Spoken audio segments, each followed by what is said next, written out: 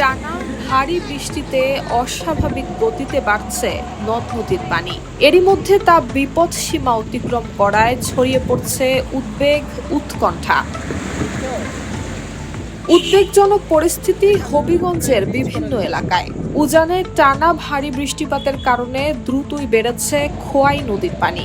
এরই মধ্যে চুনারুঘাটের বাল্লা পয়েন্টে নদীর পানি বিপদসীমার 220 সেন্টিমিটার এবং হবিগঞ্জ শহর পয়েন্টে 115 সেন্টিমিটার উপর দিয়ে প্রবাহিত হচ্ছে। সবচেয়ে বেশি ঝুঁকিতে রয়েছে পূর্ব ভাদুই এবং রাধানগর এলাকা।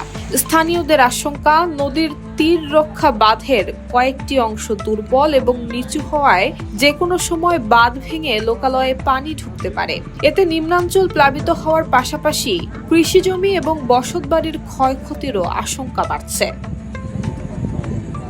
এদিকে পানি উন্নয়ন বোর্ড বলছে, ভারতের ত্রিপুরা রাজ্যে টানা বৃষ্টিপাত অব্যাহত থাকায় আগামী কয়েক ঘন্টায় খোয়াই নদীর পানি আরও বাড়তে পারে। পরিস্থিতি সার্বক্ষণিক পর্যবেক্ষণের পাশাপাশি ঝুঁকিপূর্ণ এলাকাতে জোরদার করা হয়েছে নজরদারি।